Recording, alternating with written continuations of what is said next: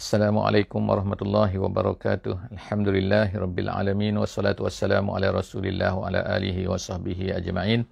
Berjumpa sekali lagi kita dalam sesi tadabbur harian pada hari ini, dan insya-Allah hari ini kita akan bersama-sama di muka surat yang ke-40 insya-Allah, iaitu kita akan bersama-sama untuk melihat dan mentadabbur ayat-ayat daripada surah Al-Baqarah ayat 246 sehingga ayat 248. Jadi insya-Allah hari ini 11 hari bulan Syawal tahun 1442 Hijriah bersamaan dengan 24 hari bulan Mei tahun 2021, hari Isnin hari ini. Insya-Allah kita akan melihat daripada muka surat ini, dan kepada semua sahabat-sahabat yang berada di sana, yang berada sedang melihat, menonton bersama-sama dengan kita pada pagi ini, ataupun yang sedang melihat recording, diharapnya akan dapat membuka mushaf jika keadaan mengizinkan insya-Allah. Moga-moga kita akan mendapat yang terbaik, yang terlebih, yang tercantik daripada sesi kita pada pagi ini. InsyaAllah boleh buka muka surat yang ke-40 daripada mushaf yang terjemahan lebih cantik insyaAllah.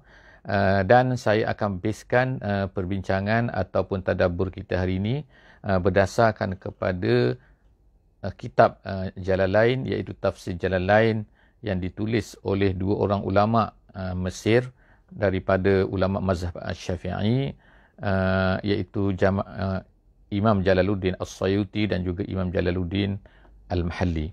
Jadi insya-Allah saya akan bacakan sedikit insya-Allah, kemudian kita akan melihat kepada apakah yang terkandung di dalam surah ini, dalam muka surah ini insya-Allah.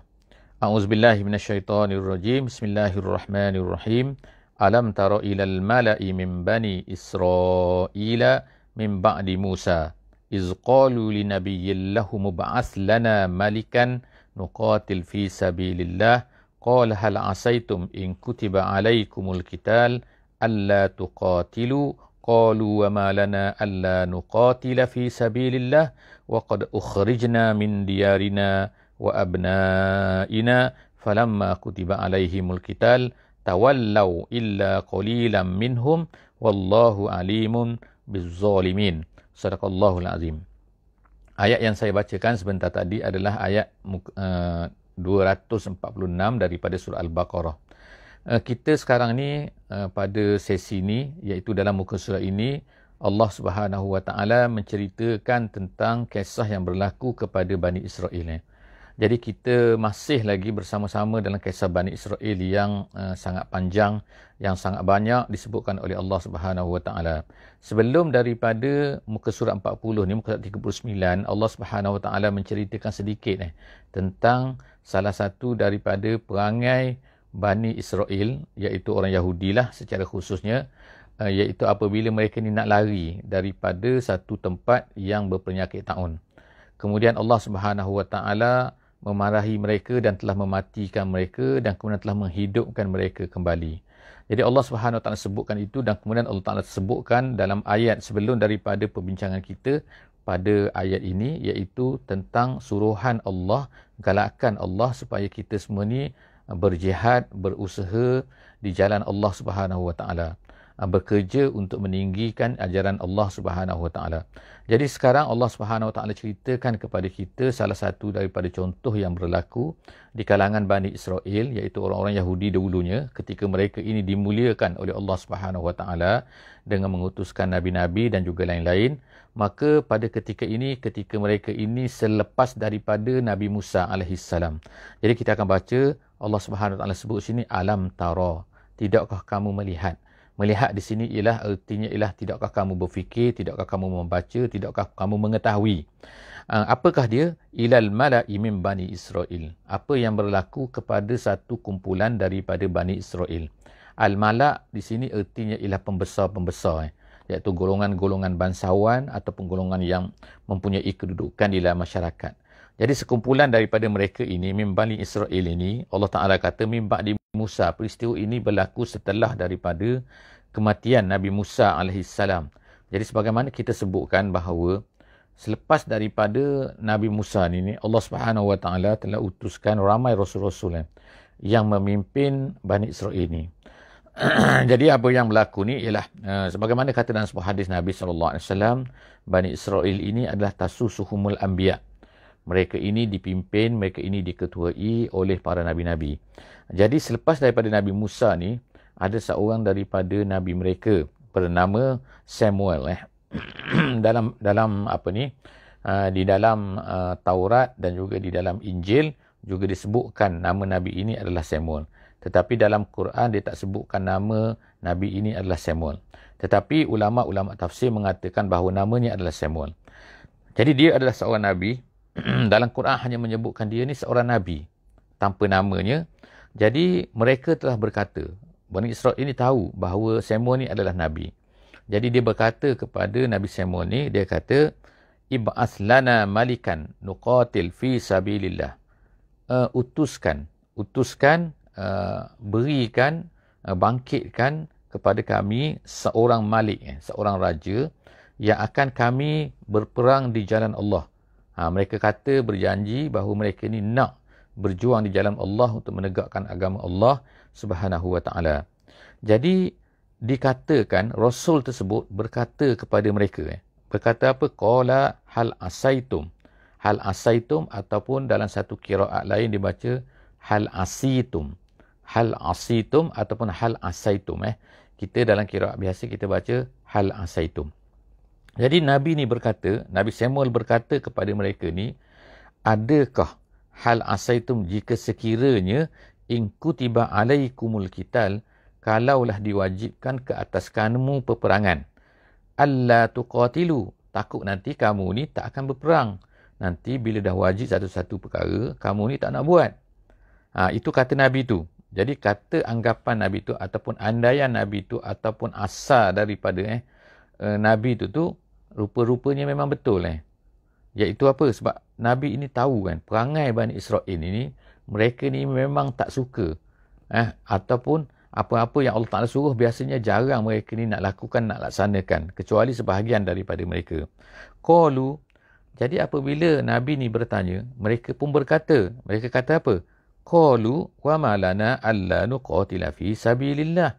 Bagaimana kita tak akan berperang di jalan Allah?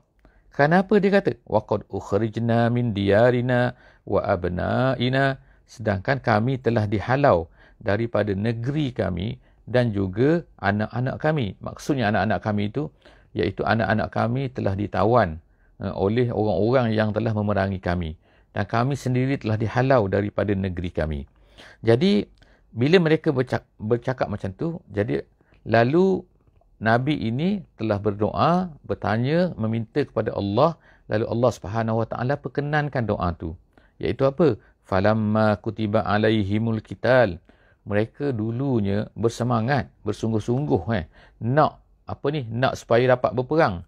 Tiba-tiba sekarang ni, bila Allah Subhanahu wa ta'ala mewajibkan ke atas mereka peperangan, falamma kutiba alaihimul qital, tawallau maknanya lari, maknanya takut mereka ni. Tiba-tiba pula tadi semangat sangat, nak minta macam-macam, nak mintalah, suruhlah kita berperang, mintalah seorang raja, mintalah seorang ketua. Tiba-tiba bila Allah Ta'ala wajibkan ke atas mereka perang, sebahagian daripada mereka Allah Ta'ala kata, iaitu tawallau, telah berpaling. Tawallau illa qalilan minhum, melainkan sedikit sahaja daripada mereka. Jadi sedikit inilah sebenarnya yang akan nanti kita akan lihat selepas daripada ini dibawa oleh raja yang telah dipilih oleh Allah Subhanahu Wa Taala untuk pergi ke Baitul Maqdis, untuk pergi ke Palestin. Jadi kita akan lihat lagi bahawa yang minta tadi tu ramai di kalangan mereka nak minta nak berperang supaya wajibkan. Tiba-tiba bila telah diwajibkan, mereka tawallau, melainkan sedikit saja. Sedikit-sedikit pun sini adalah sangat ramai. Sebab kalau ikut riwayatnya, yang dikatakan sedikit ini ialah 70,000 orang. Maknanya 70,000 orang tu adalah sedikit. Jadi kalau banyak tu tak tahulah berapa kan. Bani Israel maknanya sangat banyak mereka, sangat ramai mereka ni kan. Sebab setelah daripada mereka ni lari daripada negeri Mesir, maka mereka ni telah disesatkan berada di padang pasir Sinai itu beberapa lama. 40 tahun sesat. Jadi dalam masa tersebutlah mereka makan al-manna was-salwa dan macam-macam lagi, sehingga Nabi Musa pun telah meninggal, Nabi Harun pun meninggal. Jadi semua tu tak ada kecuali datanglah nabi-nabi. Jadi sampailah tahap ni, pada masa tu Allah Ta'ala telah sesatkan mereka di padang pasir tu, dan kebanyakan generasi yang lama tu dah mati dah. Yang tinggal generasi baru. Jadi generasi baru inilah yang diharapkan akan dapat melaksanakan ajaran Allah Subhanahu Wa Ta'ala, akan dapat menyebarkan Islam kepada seluruh dunia pada masa tersebut, sebagaimana yang diamanahkan oleh Allah Subhanahu Wa Ta'ala kepada Bani Israel. Jadi Bani Israel ini adalah merupakan sebelum daripada umat Nabi Muhammad sallallahu alaihi wasallam, yang Allah Ta'ala banyak sangat cerita Bani Israel dalam Quran ni adalah untuk menunjukkan kepada sifat mereka yang jahat, sifat mereka yang banyaknya perangai, banyak perkara-perkara yang mereka tak patut buat kepada Rasul-Rasul mereka, termasuklah mereka ni membunuh Nabi-Nabi, dan juga mereka ini telah merosakkan kitab-kitab ataupun mengubah kitab yang ada pada mereka. Jadi Allah Subhanahu Wa Ta'ala seterusnya berkata, iaitu illa qalilam, sedikit sahaja daripada mereka yang terus mengikut apa yang telah ditetapkan tu. Jadi wallahu alimun bizzalimin, Allah Ta'ala kata Allah Ta'ala tahu siapakah di kalangan kamu ni orang-orang yang zalim. Ertinya ialah orang-orang yang tidak mahu berperang ni, orang-orang yang telah ditetapkan supaya berperang tetapi tidak mahu berperang, sebenarnya itulah orang-orang yang dianggap sebagai orang zalim. Seterusnya ayat 247 47 insya-Allah. Wa qala lahum nabiyyuhum. Sekarang pergi kepada step yang kedua. Step yang pertama ialah kewajipan untuk berjihad, kewajipan untuk berperang, kewajipan untuk berjuang, kewajipan untuk menegakkan agama.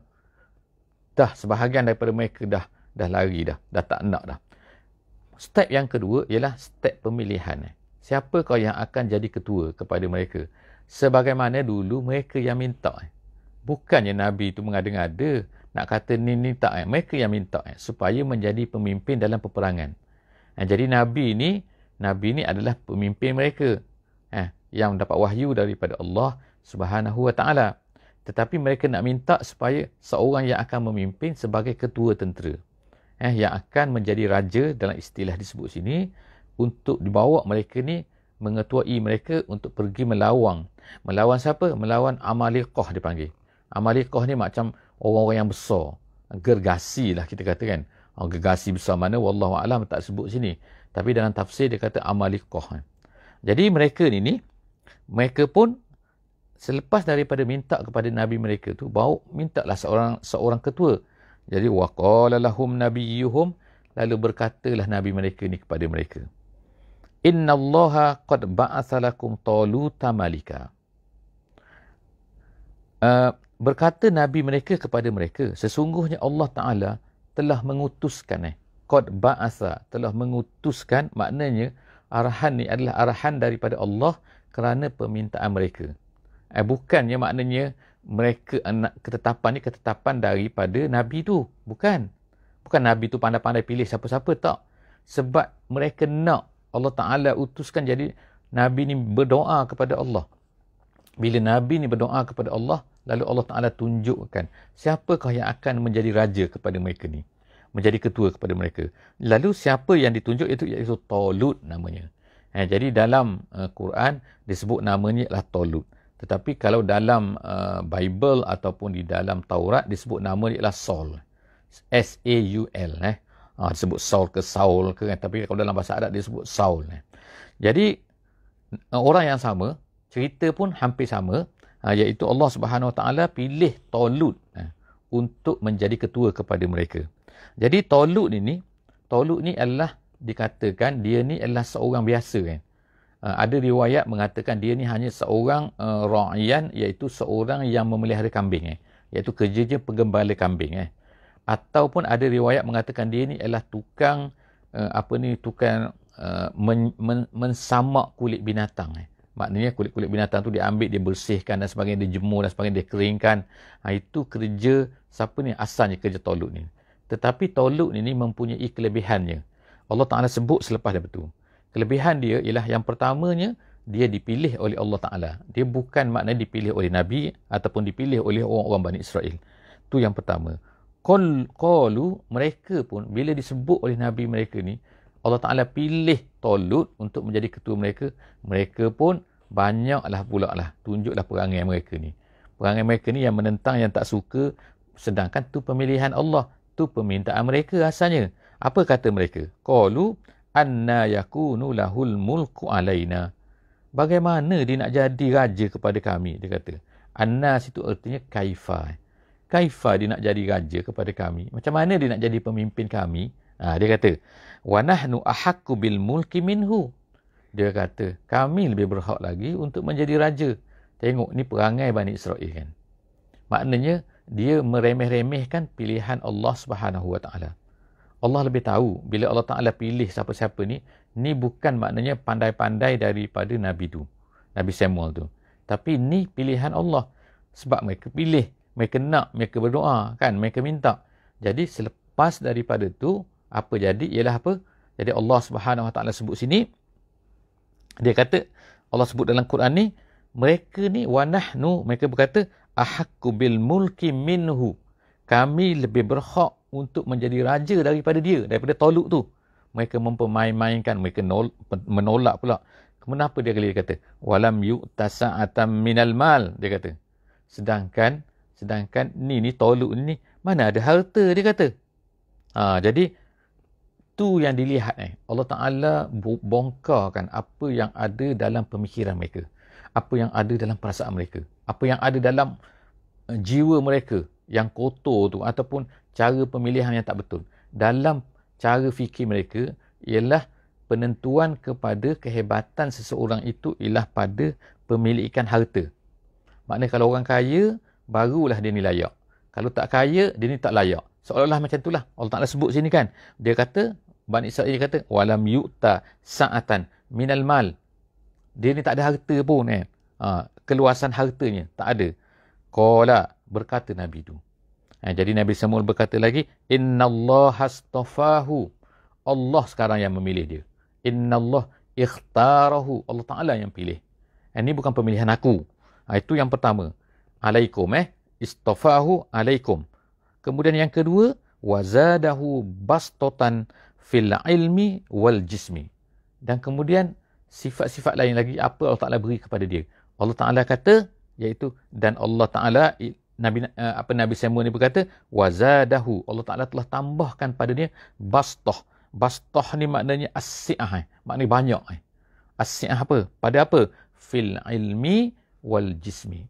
Dari segi keilmuan dan juga dari segi badan. Jadi ulama-ulama tafsir mendetailkan sikit perkara ni. Dia kata apa? Kenapa sepatutnya Bani Israel ni menerima Talut ini untuk menjadi ketua kepada mereka ni? Kerana yang pertamanya ialah yang tak boleh ditolak lagi sepatutnya ialah apa? Dia adalah pilihan Allah Subhanahu Wa Taala. Itu yang pertama. Pilihan Allah Subhanahu Wa Taala. Yang keduanya, dia ni mempunyai ilmu yang paling hebat di kalangan Bani Israel pada ketika itu.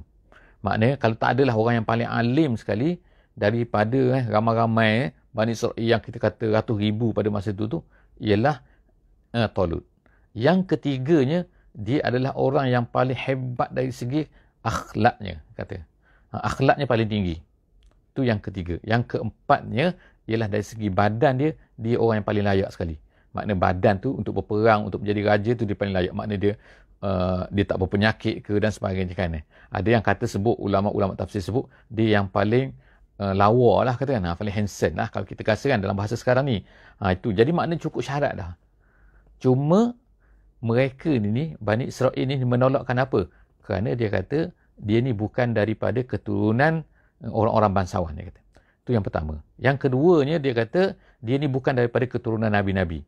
Sebab daripada 12 yang kita tak anak Nabi Yaqub ni, iaitu tak semua mereka ni adalah keturunan menjadi Nabi selepas daripada tu kan. Keturunan ni. Jadi ada, kita panggil 12 asbat dalam Quran sebut. Asbat ni maknanya qabilah. Qabilah yang berasal daripada 12 orang anak Nabi Yaqub. Salah seorang tu Nabi Yusuf. Jadi sebahagian daripada mereka ni, keturunan mereka ni Allah Ta'ala jadikan Nabi-Nabi. Sebahagian daripada mereka ni adalah menjadi raja. Tetapi tidak semua. Jadi tiba-tiba Talut ni bukan daripada keturunan bangsawan, orang-orang yang hebat tu, orang yang ternama, dan kemudian yang kedua, dia bukan daripada keturunan Nabi-Nabi. Jadi, tapi Allah Ta'ala yang pilih dia. Jadi bila Allah Ta'ala pilih, sepatutnya mereka ni terimalah kan. Kalau kita kata empat perkara tadi tu, kalau ikutnya nombor satu tu dah cukup lah. Iaitu apa? Allah Ta'ala yang pilih. Kenapa lagi nak lawan-lawan? Kenapa lagi nak tolak? Gitulah. Tapi perangai Bani Israel macam tu kan. Jadi Allah Ta'ala kata lagi, Wallahu yu'ti mulkahu man yasha'. Tu konsep yang kita sepatutnya pegang. Allah Subhanahu Wa Ta'ala memberi kuasa, memberi kekuasaan kepada sesiapa yang dikehendakinya. Kalau dia nak beri orang tu, terpulanglah kepada Allah Subhanahu Wa Ta'ala kan. Janganlah kita ni banyak songeh, banyak kritik, banyak apa pula kan. Wallahu wasi'un alim. Allah Ta'ala sebut sini. Ini nama dia tazyil dalam bahasa Arab. Tazyil tu ialah tu, iaitu di hujung kebanyakan daripada ayat-ayat ni, biasanya Allah Subhanahu Wa Ta'ala akan sebutkan dua sifat dia, dua nama Allah Subhanahu Wa Ta'ala yang ada kaitannya dengan ayat tersebut, konten kepada ayat tersebut. Jadi apa dia yang Allah Ta'ala sebut ni, nama Allah yang Allah Ta'ala sini yang pertama ialah wasi'. Allah ni bersifat dengan wasi'. Wasi' ni maknanya luas, maknanya dia mempunyai segala-galanya, dan kalau dia memberi tak kurang sedikit pun daripada apa yang ada padanya. Itu wasi', luas waktunya. Yang kedua, Allah Ta'ala bersifat alim. Allah Ta'ala bersifat sangat-sangat mengetahui. Jadi kaitannya di sini ialah Allah Subhanahu Wa Ta'ala ni luas, dia boleh beri kepada sesiapa sahaja yang dia nak. Sebab apa? Dia mempunyai kurniaan yang tinggi. Jadi kalau nak beri ilmu pada kita ke, dia nak beri kepada keelokan pada akhlak, pada jasad, kepada tubuh badan, kepada itu terpulang kepada dia. Sebab Allah tu wasi'. Kemudian yang keduanya, Allah Ta'ala tu alim. Alim artinya dia mengetahui siapa yang dia pilih, sepatutnya kita serahkan kepada Allah Subhanahu Wa Taala. Kalau Allah Ta'ala dah pilih seseorang tu, Allah Ta'ala pilih dia, Allah Ta'ala pilih ini, itu, kan, maka sepatutnya kita ikut. Kita tak banyak lagi patutnya banyak berdalak dalih lagi kenapa gini, kenapa gini. Begitu jugalah kan. Dari segi pemilihan di sini, tapi juga dari segi penetapan. Kalau Allah Ta'ala pilih satu kepada kita kan, Allah Ta'ala pilih ini, hukum dia begini, hukum dia boleh, ini tak boleh, maka sepatutnya kita akur. Sebab apa? Sebab itu tandanya kita ni yakin kepada alim Allah Subhanahu Wa Ta'ala. Kalau tak, seolah-olahnya kita kata macam Allah Ta'ala ni tak tahu ke? Allah Ta'ala tak tahu. Jadi itu adalah merupakan satu yang bahayalah kepada akidah sebenarnya. Seterusnya dalam ayat yang terakhir, ayat 248 pada pagi ni, Allah menceritakan waqala lahum nabiyyuhum. Sekarang ni Nabi tu berkata lagi. Berkata apa? Apabila mereka ni banyak sangat songenya, banyak sangat menolaknya, banyak sangat cakap macam ni, tak nak Talut tu menjadi, lalu waqala lahum nabiyyuhum. Nabi mereka ni semua ni pun berkata kepada mereka. Apa kata dia? Iaitu dia kata inna ayata mulkihi, di antara kan, maknanya apa kan? Tanda-tanda pemilihan dia sebagai ketua. Mana Allah Ta'ala pilih dia sebagai ketua kamu, ada tanda-tanda dia. Apa tanda-tanda dia? An ya'tiyakumut tabut fihi sakinah. Allah Ta'ala akan an ya'tiyakum, dia ni akan bawa Talut ni akan membawa tabut. Jadi tabut ni dalam Bible pun ada sebut, dia panggil Ark of God, dipanggil setengah nama tu, dia panggil tu kotak, satu kotak yang besar tu. Dalam kotak tu, tabut tu kotak, sunduk dalam bahasa Arabnya. Dalam kotak tu terdapat macam-macam benda. Jadi kotak ini dikatakan adalah diturunkan oleh Allah Subhanahu Wa Taala sejak daripada Nabi Adam lagi. Di dalam itu terdapatnya gambar Nabi-Nabi, disebutkan dalam tafsir jalan lain. Walaupun perkara ini adalah merupakan Israiliyat, tapi kata ulama', dia kata ini adalah Israiliyat yang kita nak dengar boleh, kita nak terima boleh, tapi kita taklah wajib terima kan. Tapi ini nak ceritakan dengan lebih detail apa yang ada di dalam kotak tu. Dalam Quran dia ada sebut sikit perkara-perkara ni, tapi dia tak sebut dengan detail. Tapi dalam cerita-cerita Israiliyat yang dibawa, iaitu dia katakan bahawa di dalam kotak ini adanya gambar Nabi-Nabi, itu nombor satu. Dan kemudian digunakan oleh Bani Israel ni ketika apa-apa peperangan. Kalau ada peperangan, mereka akan bawa kotak ni. Mereka akan usung kotak ni lalu diletakkan di depan. Jadi kalau mereka nak lawan apa-apa, nak berperang, jadi mereka ni, orang Bani Israel ni, apabila mereka melihat kepada kotak ni, hati mereka menjadi tenang. Gitu kan. Jadi akhir biasanya ialah mereka akan menang. Tapi sekali itu tu, tiba-tiba masa mereka ni melawan satu kumpulan gegasi lah, orang besar kan. Besar mana, wallahu a'lam bisawab. Tapi kotak ini diambil, dirampas daripada mereka. Jadi mereka tak adalah kotak tu. Sekarang ni mereka hilanglah kotak tu. Dalam kepercayaan mereka, kotak tu ada. Tapi sekarang ni tak tahu dia ambil oleh siapa kan. Jadi Allah Subhanahu Wa Taala ceritakan dalam Quran ni, antara tanda, Nabi tu berkata kepada mereka, antara tanda bahawa Talut ini adalah pilihan Allah Subhanahu Wa Taala, Allah Taala akan berikan balik kotak ni kepada dia, kepada Talut ni. Jadi yang pertama tu kan, iaitu apa? An ya'tiyakumut tabut fihi sakinatum min rabbikum. Padanya adalah sakinah. Sakinah maknanya ketenangan daripada Tuhan kamu. Ketenangan apa? Iaitu untuk menenangkan kamu, untuk menjadikan kamu tenang dengan kotak tu, dan juga untuk kamu ni percaya bahawa sebenarnya hari ini memang Talut ni adalah pilihan Allah Subhanahu Wa Taala. Jadi dia pun, kotak ni dikatakan, kotak ni, dalam kotak ni ada apa lagi? Disebutkan dalam kotak ni, yang dalam Quran ni sebut apa? Yang tak ada yang gambar Nabi-Nabi semua, ambil Adam semua tu, itu adalah yang cerita daripada Bani Israel sendiri, daripada orang Yahudi ataupun dalam Kristian, yang ada di dalam Taurat juga dalam Injil. Sekarang ni, sehingga sekarang ni ada disebutkan. Dalam kotak tu disebutkan, dalam sonduk tu disebutkan dalam Quran di sini, yang jelas ni, yang pasti ialah apa? Wa baqiyatum mimma taraka alu Musa wa alu Harun. Iaitu peninggalan-peninggalan daripada Nabi Musa dan juga Nabi Harun. Apa yang ada dalam kotak tu? Jadi dijelaskan dalam kotak tu, ini pun cerita tak ada dalam Quran ni, tapi dicerita dalam Quran ni ada saki-baki. Apa maksud saki-baki situ? Di dalam cerita-cerita daripada ni disebutkan macam ni, dia kata yang kita boleh percaya, kita nak percaya ke tak percaya ke, itu terpulang. Tapi disebutkan di dalam tafsir jalan lain, dia kata di dalam tu yang pertamanya ada 2 kasut. Ada kasut Nabi Musa AS. Tu yang pertama. Yang keduanya ada tongkat Nabi Musa, yang Nabi Musa gunakan untuk belah laut yang mempunyai mukjizat-mukjizatnya jadi ular sebagaimana tu. Itu semua tu ada dalam kotak tu. Tu yang kedua. Yang ketiganya ada di dalam tu ialah imamah Harun, iaitu serban Nabi Harun dalam kotak tu. Yang keempatnya adanya baqiyah daripada al-manna. Al-manna tu ialah makanan yang Allah Ta'ala berikan, al-manna was-salwa kan. Iaitu manisan tu yang ada, yang turun daripada pokok-pokok tu pada setiap hari. Jadi cebisan daripada manna tu tersimpan dalam kotak tu. Yang keenam, iaitu yang terakhirnya ialah ada di situ ialah pecahan-pecahan daripada kitab Taurat yang diberikan oleh Allah Subhanahu Wa Taala kepada Nabi Musa. Kan Nabi Musa naik atas bukit, dia bertapa bersama menerima wahyu daripada Allah Subhanahu Wa Taala. Jadi itu yang dipanggil dalam Taurat, dalam Injil sekarang dipanggil Ten Commandment, iaitu 10 arahan tu. Jadi kita panggil dia Taurat. Jadi bila dia balik, dia tengok orang-orang Bani Israel ini sembah anak lembu. Tu dia marah tu kan, dia pecahkan tu yang disebutkan dalam Quran. Jadi pecahan-pecahan tu masih tersimpan di dalam tabut tu. Itu kata yang disebutkan oleh tafsir jalan lain. Itulah perkara-perkara yang dikatakan wa baqiyatum mimma taraka alu Musa wa alu Harun. Kemudian seterusnya kotak tu datang bagaimana? Kotak tu dia datang tahmiluhul malaikah. Dia datang dalam keadaan iaitu dibawa oleh malaikat. Dalam tafsir dia kata iaitu malaikat membawa kotak itu turun daripada langit. Lalu sampai ke atas kepala mereka dan mereka semua melihat kotak tu. Dan kemudian kotak itu diturunkan dan diletakkan di tepi Talut. Jadi Talut pun jadi untuk mengesahkan lagi. Jadi mereka semua pada masa itu melihat turunnya kotak tu daripada langit dibawa oleh malaikat. Inna fi zalika la ayah.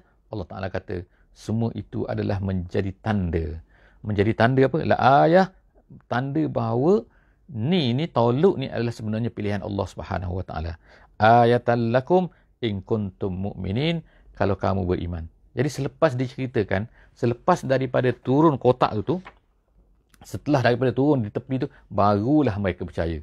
Jadi bila mereka percaya, lalu Nabi Talut ni, minta maaf, Talut bukan Nabi Tolut ini pun memimpinlah. Jadi sebahagian daripada mereka pun mengikutlah Tolut untuk pergi berjihad. Tapi tak habis lagi cerita dia. Dan dia ceritakan bahawa bilangan mereka pada masa itu yang mengikut Tolut untuk pergi berperang tu adalah 70,000 orang. Jadi mereka pun mulalah start bergerak kan untuk berjihad, untuk melawan orang-orang yang merampas yang telah yang telah membuat kebinasaan di Palestin pada masa itu. Jadi mereka pun startlah pergi. Jadi pergi ni lalu berlakulah apa yang berlaku di tengah jalan tu kan, sebelum berjumpa dengan kumpulan penjahat-penjahat yang telah merosakkan Palestin tu. Jadi apa yang terjadi? InsyaAllah kita akan baca seterusnya dalam muka surat 41 dalam sesi yang akan datang insyaAllah. Setakat itu sajalah untuk hari ini. Moga-moga kita dapat pengajaran daripada apa yang disebutkan di dalam muka surat ini oleh Allah Subhanahu Wa Taala. Wallahu a'lam bissawab. Jadi jangan lupa untuk share link kita ni kepada semua sahabat-sahabat kita di mana saja insya-Allah. Moga-moga kita akan berjumpa lagi di lain sesi yang akan datang insya-Allah. Wallahu a'lam bissawab. Aqulu qawli hadza wa astaghfirullahal azim li wa lakum. Wassalamu alaikum warahmatullahi wabarakatuh.